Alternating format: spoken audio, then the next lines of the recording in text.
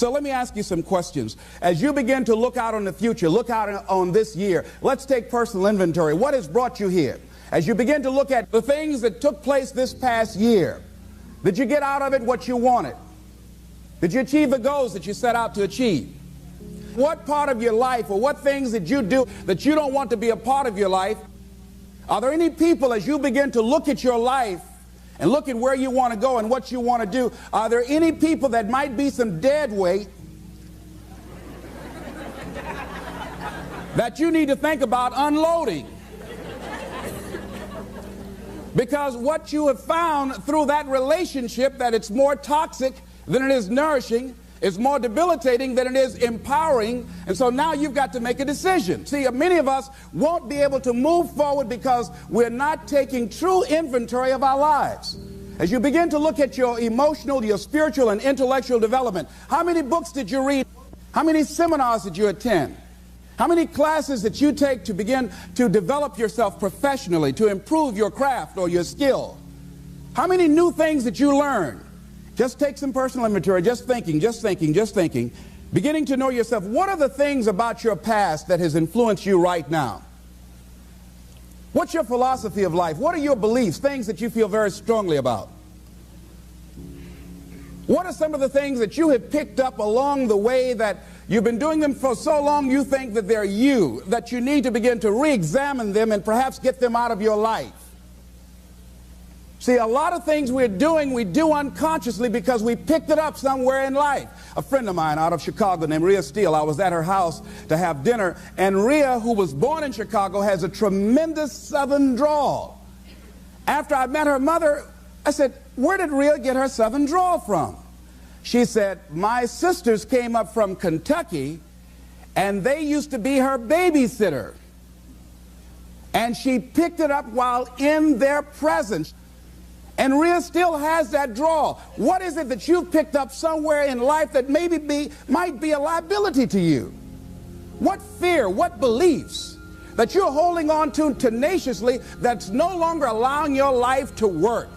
It's not enabling you to produce the results that you want to produce in your life, and you're still clinging to them. See, as we go into a new world, there's some old behaviors that just won't fit. What are the events? What are the circumstances? What are the people that have shaped you? Just thinking. What are the things that you need to let go? Some things that have cost you pain, that's stifling your growth and development. What are those things? As you begin to look at your profession or your career, what is it that you need to do to begin to upgrade your skills or your knowledge, to continue for you to be competitive in the marketplace? As you begin to look at yourself and ask some of these questions, what is something that you're good at? Are you living your passion? Are you living your dream? What do you regard as your greatest personal achievement? What is the one thing that other people can do to make you most happy?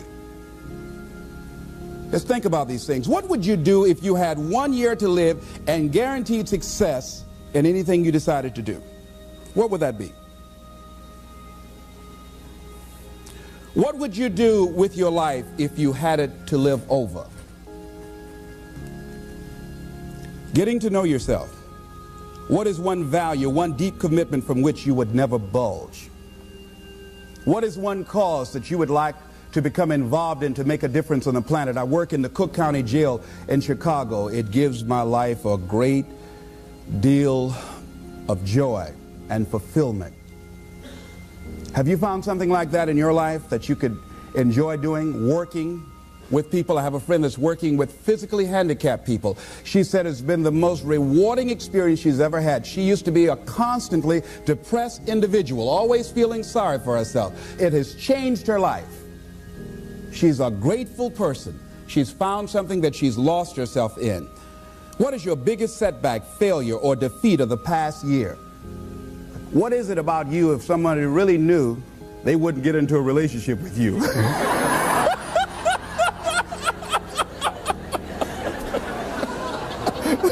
Now, don't go tell it. But once you acknowledge what that is, then start working on it and changing it. Change that. It's easy to blame the other person, but start taking ownership for where you are. Are you proud of how you have been living your life? Have you explored your natural talents, your gifts, by enthusiastically trying a variety of activities? Ladies and gentlemen, a lot of us have so much talent and abilities, we just put them back on the back burner or just left them aside someplace. Never did anything with them, never brought them out here. Used to do them extremely well in high school or college, or just had a natural gift and never did anything with it. What are you sitting on? What gifts are you sitting on? Have you resigned yourself to a life feeling that nothing can be done to change your future or your circumstances? Have you been afraid to try something different because you're afraid of how people will react to you or what they will think? Those are some of the things that I suggest that you begin to answer yourself. Now, here are some things that I suggest that you begin to look at working on to develop your character. Some things that will give you some personal strength. Webster says character building activities. He says character, the pattern of behavior or personality found in an individual or group. Moral strength, self-discipline, fortitude. That's what's going to be required in order to begin to manifest your greatness. Now, looking at yourself, one of the things I'm suggesting you look at, what is it that you need to be in the process of doing more of or less of? Like being more direct. So I used to have a problem of not telling people what I actually thought because I didn't want to hurt anybody's feelings. Saying no without feeling guilty. More focused. So I used to be the jack of all trades and master of none. Used to do a lot of things. One year I decided to do one thing well. I looked at all of my talents and I decided the strongest one, my ability as a speaker, that's the one I'm going to focus on. But I'm capable of doing a lot of other things. But only when I decided to focus did I begin to reap the rewards of my talent. And then after you do that, you can begin to expand and use the other talents that you have. Deciding to keep your word. If you just decide, I'm going to keep my word. If I say something, I'm going to do it regardless. Being more considerate. More trusting, more disciplined, being less fearful, being more adventurous. Find something that you can look at your life that you say, hey, I know I've got a problem in this area, being late. I need to take care of that. Procrastinating, I need to deal with that. Not taking care of business, being seriously not serious. Creating an imbalance in my life where I'm spending more time looking at television or having social fun and not spending enough time working on me. See, most people, ladies and gentlemen, spend more time working on their jobs than they spend working on themselves. They work harder on their jobs than they work on themselves. And whatever we achieve in life, whatever we create, whatever we're able to manifest comes out of the human mind. Now, I want you to think about 5 things that if you had the courage to do them, it will give you a feeling of satisfaction and self-respect. Think of 5 things that if you had the courage to do those things, you would feel a tremendous feeling of satisfaction within and self-respect. Take the time to write those things down, whatever they might be to you. It might be in your personal life. It might be in your friendships, your family relationships, might be in your business. I was negotiating with a friend of mine that I admire a great deal. And this person went back on their agreement. And I did not challenge them on it. Number 1, because of my admiration for her. Number 2, because I really wanted the business. And I think she sensed that. So I didn't want to seem too picky, and I was nervous about it. And I was cowardly because I should have said, listen, that's not what we agreed to. I should have called her on that. But I didn't want to look bad or to appear to be negative or risk losing the business. Look at 5 things that if you had the courage to do those things, that you would do those things. A lot of people say, well, I've been like this all my life. I just can't change. This is the way I am. Dr. Harold Griswold, a psychologist and author of Direct Decision Therapy, said something. He says, when someone says, I can't change, some part of them wants to change, but the payoffs for his present behavior are greater than the payoffs for a changed behavior, or his fear of change is too great. Ladies and gentlemen, it takes courage to live your dreams. It takes courage to manifest your greatness. It takes courage to decide to live, to decide to bring out all of your talents and abilities, to decide to stretch out, to decide to take a chance. It takes courage to be happy, just to be you. I saw a friend who I hadn't seen for a long time. Her whole personality has changed. She was an extroverted, assertive person, but because her husband has a fragile ego, when she's around him, she cows down to him. She plays to him. She's very silent. She doesn't express herself, her feelings. And there are many things she wants to do, but before she even makes a decision of what she wants to do, she checks. How will he handle this? How will he see this? Will this be disruptive in our relationship? A lot of us readjust our behavior and we end up not being who we really are in deference to relationships, men and women. Looking at the word courage, Webster says the attitude of facing and dealing with anything recognized as dangerous, difficult, or painful instead of withdrawing from it. As you begin to look at where you want to go and take personal inventory, it's going to be very uncomfortable. That's why most people don't do it. It's very painful to admit your shortcomings, to admit your weaknesses. It's very painful to do that. It's much easier to withdraw from that and just ignore it. He goes on to say the courage of one's convictions, the courage to do what one thinks is right. As you begin to look at yourself and look at where you want to go with your life, it's very important for you to ask yourself a question as you look at various areas of your life. Is what you are doing right now, is it giving you what you want? If it's not giving you what you want, it's going to take courage to decide to do something differently. It takes courage to enjoy yourself. What are some of the self-defeating behaviors that we become involved in that prevent most people from enjoying themselves? Some people develop the "what's the use" attitude. Why bother? Some people have the "I really don't care." And they convince themselves that they don't care and they don't feel anything. And after a while, they really don't feel anything. Their lives are empty. Some people say, well, it's really not worth the hassle. Just too hard. It doesn't bother me anymore. The fact that I'm not living out my dream. The fact that I'm capable of doing more and I'm not doing it. The fact that I'm content but I'm not fulfilled. The fact that I'm not living my dream.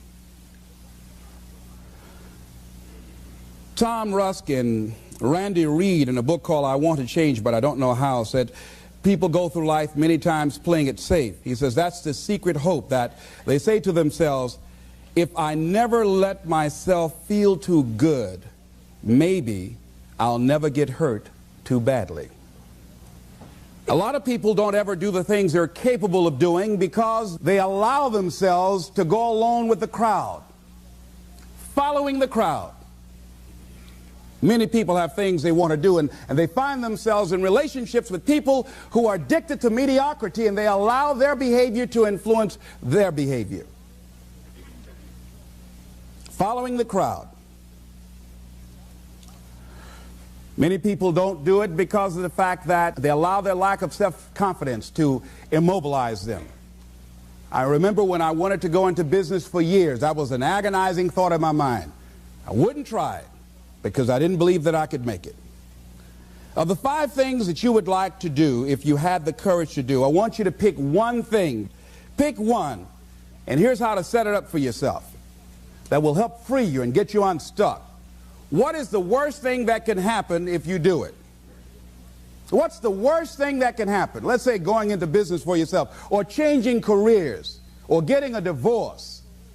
Taking some kind of chance of something that you've always thought about doing, but You just haven't done it for whatever reason. What's the worst thing that can happen? Do the worst case scenario. Now, when you do the worst case scenario, you write those things down, the worst things that you fear would happen. When you name your fears, that puts you in control. What are you afraid of? Name it, write it out so you can look at it. Confront that fear. What is it? I'm afraid that things might work out. What else, Les? Well, I've never been in business, okay? What else, Les? Well, I don't have all the help I need, okay? Good. What else, Les? Well, I don't have enough money, all right? Good. What else, Les? Well, I don't have a college degree. What else? I'm not as good as those other guys that I've seen up there speaking. Okay, what else? Well, that's all I can think of right now. Okay, good. Now that takes you to the next step. What are the benefits?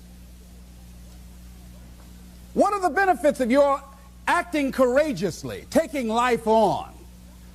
Well, part of what happened was that I felt better within myself, and I had a strong sense of self-respect.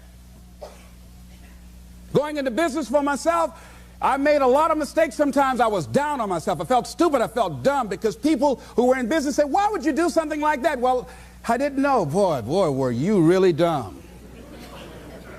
And I used to chime in with them. Yes, I guess I was. I didn't know any better. But the other thing is, I had to say to myself, but I did it. I did, even if I made a flop of it, I did it. I took the chance. I took the leap. What are the benefits of your acting courageously? Whatever it is that you've identified. Write the benefits down. And then focus on them. Focus on the benefits. Not on the liabilities. Not on your fears. Focus on the benefits. That which you hold in consciousness tends to manifest itself. Think about how good you feel. Think about the level of increased self-respect, the sense of self-worth that you'll feel. How good you'll feel getting up in the morning, looking yourself in the mirror because you're taking life on. The other thing is acknowledge your fears and then go into action. This book is called Feel the Fear and Do It Anyway. That's it. See, I believe anybody who's ever done anything, who's ever taken a chance, doesn't mean that they are not afraid. Courageous does not mean being the absence of fear. I think that being courageous is willing to do it because that's what you feel and you're going to do it anyhow, regardless. So you're not going to be immobilized by your fears or your doubts. You admit, okay, I'm scared to death. Now, okay, what is it that I must choose to do? Go ahead and experience that fear, but don't let that fear immobilize you. In what you've done with your life thus far, is it giving you what you want? Is it giving you what you want? When you look toward the future, when you look at all that's going on out here, is there some place within yourself you say, hey, I know I need to be out there in that arena. I know I can do more than what I've been doing. I know there's some great music that I have within me that I haven't brought out here yet. Is that something that you begin to look at within yourself? So I used to do that, and I used to go to big rallies and see guys up speaking when I wasn't courageous enough to go out there and say, hey, my name is Les Brown, the motivator, Mamie Brown's boy, I want to talk. I would never do that. I'd just be back there looking at them and want to get their autograph and would say, can I meet you, Mr. Waitley, or can I meet Mr. Zig Ziglar? Please tell him, who are you? Oh, Les Brown. Because I felt within myself I was a nobody. So who am I to go talk to these guys and go get their autographs? I'd like to do what you do.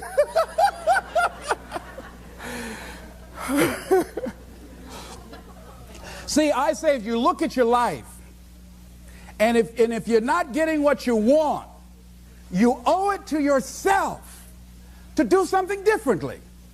If you're on a job, 85%, they say, of Americans go to jobs that they're unhappy.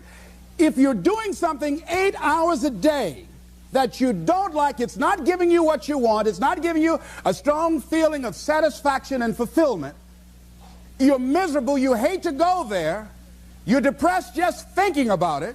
You sing the Thank God It's Friday song every week. It's giving you headaches. just thinking about it on Sunday afternoon after the football game goes off. If that's what it is, you owe it to yourself to start strategically working to change directions. See, but you know what most people will do? Most people will resist change. Most people will fight change as if change would be worse than what they're experiencing. See, they know this. They're familiar with this. Most people will not challenge the unknown. They won't just step out there. See, there's certain things that's got to be in place. They got to see it all together. And life isn't like that. That's not how you grow.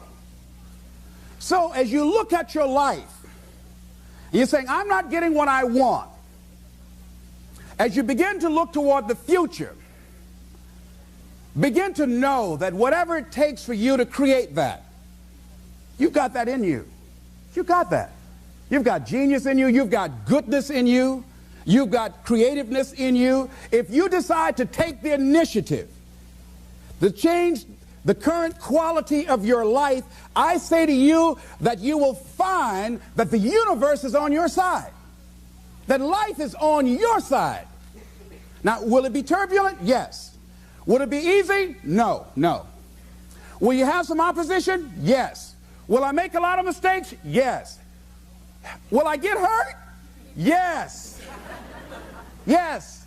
See, a lot of people won't try anything different in life because they don't want to get hurt. Let me tell you something. It's too much pain to duck. Pain is everywhere. You can hide under here. It will come where you are. Really, if I go back here, pain will come. Hey, Les, come on out. It will come. It's everywhere. Viktor Frankl calls it unavoidable suffering. You can't duck it. But most people spend their life not wanting to deal with the pain of rejection, the pain of defeat, the pain of being disappointed, the pain of losing, the pain of failure, the pain of being criticized, the pain of not being liked, the pain. That's called life. Life is full of pain. It's everywhere. But guess what? There's no gain without pain. Now, if you're going to hurt anyhow,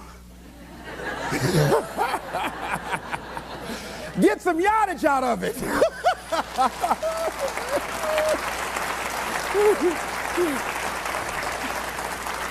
Because it's the pain of regret that you experience.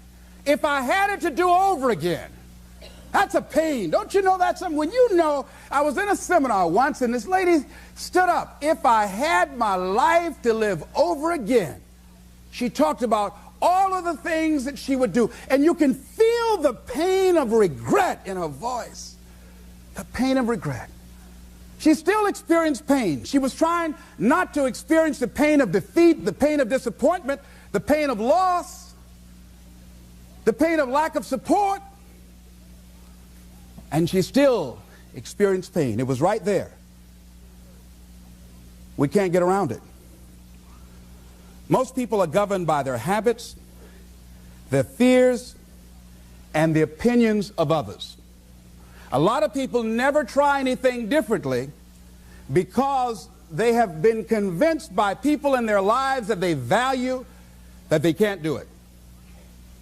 They're living within the context of the opinions that other people have of them, the low expectations. Many people doubt themselves because when they thought about doing something at some critical point in their lives, somebody they respected and honored, somebody they believed in, somebody that they loved, someone they trusted said, you can't do that. And they accepted that. That's why I didn't go off to college. I had an instructor that I believed who said, you're not college material, Mr. Brown. You're not as smart as your brother Wesley or your sister Margaret Ann. You're not college material. Why don't you try and get you a job at the post office? Try and do something with your hand, or go down to the Miami City Sanitation Department and see can you get a job there. Or why don't you try and go into the Army? I took that test, Mr. Tellers, already. And what happened? I failed. I told you. Anybody fail the Army test, you're really in trouble. So I went down to the sanitation department to try and get a job. because that's what I believe was possible for me. As you look at your life, ask yourself the question, what would your life be like? What would your life look like if you decided not to care what people thought of you? What would your life be like if you decided to give up some of your fears?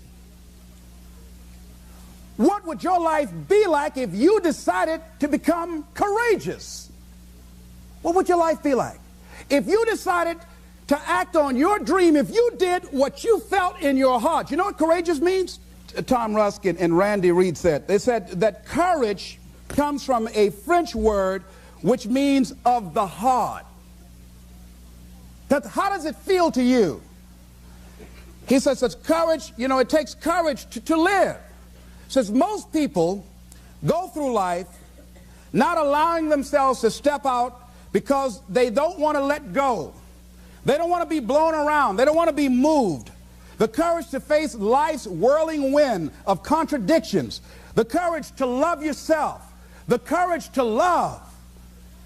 For years, I was afraid to love. The courage to take a chance. The courage to be who you are. He says, courage isn't for somebody else, for medals, applause, or moral debts. Courage is what at that moment feels most right for you. Not just situational ethics, but what feels right in your heart, the word of the heart, what feels right in your heart. One great philosopher says, cowards die many times before their deaths. The valiant never taste of death but once. What does that mean? That valiant people aren't afraid? No, no, no. It means that they experience that fear and they move forward. They move forward anyhow. Many people are dead now. Many people are allowing their dreams to die. Many people are allowing their ideas to lie dormant and collect dust. Many people have all this talent and ability that they are allowing to be buried inside of them, that they will take with them to their graves because they didn't have the courage to be who they are. And I say, as you begin to look toward the future and manifesting your greatness, it's going to take everything in you, that your life deserves the concentrated effort to begin to look at how is it that I can express more of me? How is it that I can bring my ideas out here now? How is it? And start living with a sense of urgency, because you're here today, you're gone today. Life is unpredictable. It's uncertain. There are no guarantees. No guarantees out here at all. So holding back, what are you waiting on? Ask yourself, what's the benefit of your waiting? What's the benefit of your not living your dream? What's the benefit of not listening to yourself? Oh, please, listen to yourself. You know the feelings. If you start listening to the feelings in your heart, and I'm doing it now more every day, I find that my feelings, I can trust them.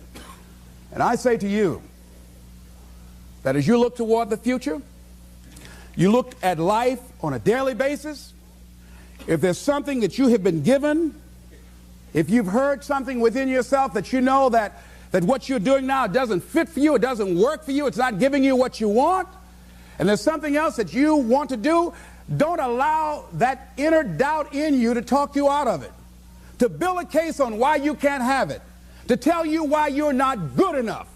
You ignore that inner voice and all of the external voices.